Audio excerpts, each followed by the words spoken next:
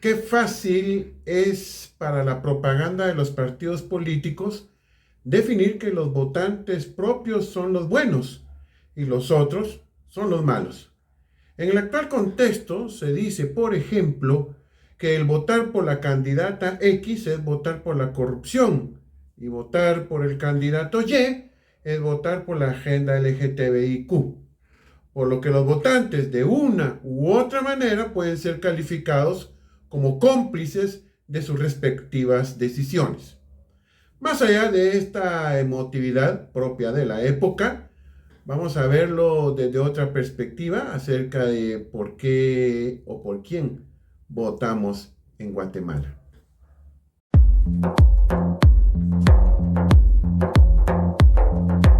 Partamos de Sandra Torres. Esta se ha mantenido en dos eventos electorales casi con la misma cantidad de votos en la primera vuelta, lo que podría considerarse como un voto duro, el voto con el que se cuenta. En el año 2015 fue de 948.809. El partido Semilla, por su parte, aún no se había conformado como partido. A pesar de que en sus propias palabras el embrión de su organización se produce durante las movilizaciones de ese mismo año, pero no es hasta el 2018 que logra registrarse. En el año 2019, esta misma candidata sobrepasa el 1.000.000 de votos en la primera vuelta y llega a 1.122.909. Y nuevamente, Semilla no aparece porque no propone candidato a presidente, pero sí logra conseguir una bancada en el Congreso, lo cual es muy difícil cuando no se posee el impulso de una figura presidencial. Obviamente, no es posible individualizar más allá de las cifras quiénes son los votantes, pero a lo mejor viendo la historia nos podremos hacer una imagen. En el año 2008 llega a la presidencia el ingeniero Álvaro Colón, que como hemos dicho en otros videos era una figura de izquierda.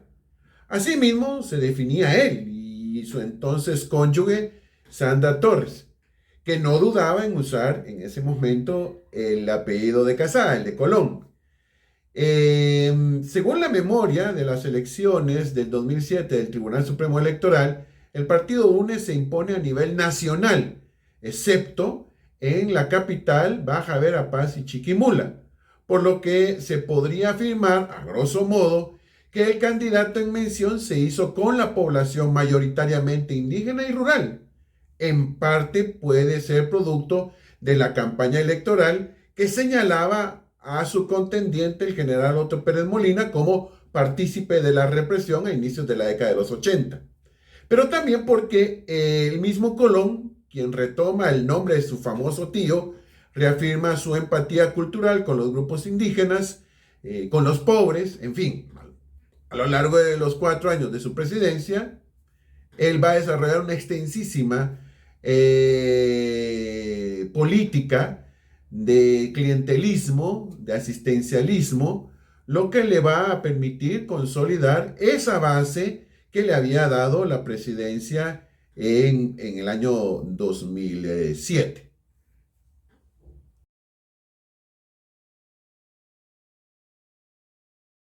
Eran claras las intenciones de la UNE en el año 2011, que la fórmula para la reelección del partido era impulsar a Sandra Torres, cuya figura fue posicionada con todos esos programas asistencialistas, pero su relación civil con el mandatario no le permitía participar en esas elecciones. Pero por otra parte, logran, eso sí, hacerse de una numerosa bancada de diputados oficialistas, y esto siempre va a ser, como en la actualidad, producto de la acción del gobierno saliente, lo que es perceptible en este momento. En fin, la tesis del clientelismo es que siempre que haya un flujo constante de recursos, el voto está asegurado. Algo así sucede con todos los alcaldes que son reelectos. El votante promedio pocas veces cuestiona cuando percibe que hay inversión pública, con todo y que pueda saber que hay corrupción, pero al final Es lo concreto lo que importa.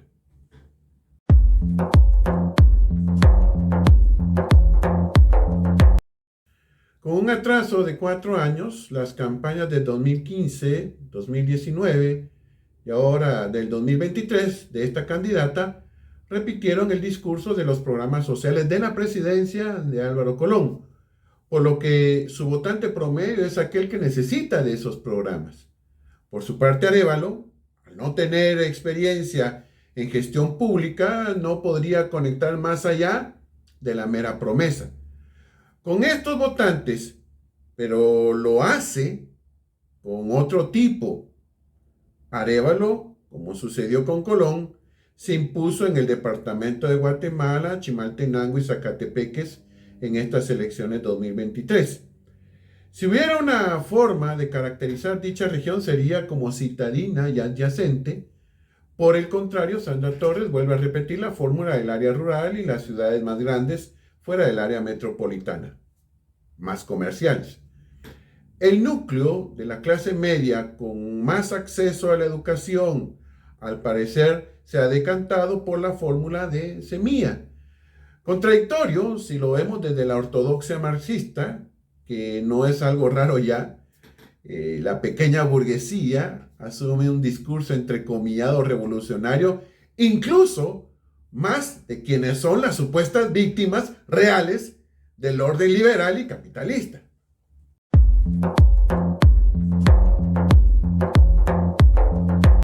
Puede ser una ilusión óptica cuando vemos en las redes sociales la predominancia de apoyos hacia Arévalo, ya que es obvio que quienes lo apoyan no solo tienen más acceso a dichas redes, sino porque al autoinvestirse de superioridad moral, como regularmente sucede con la izquierda, los seguidores no tienen empacho en aceptarlo y decirle al mundo su preferencia, lo que no sucede con Sandra Torres, donde al parecer los seguidores no se muestran tan abiertamente, pero sí lo hacen por medio de retweets o grupos de WhatsApp que dan cobertura a la campaña, y hay que decirlo como es, a la campaña negra hacia este candidato en mención. En fin, creo que estamos frente otra vez al escenario donde la opinión de la metrópoli, la región central, se va a volver a imponer, a no ser que los apoyos en el interior de la República sean aplastantes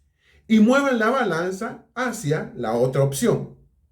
Pero más que esto, no olvidemos que esto no es una lucha entre el bien y el mal. Esto es una disputa política.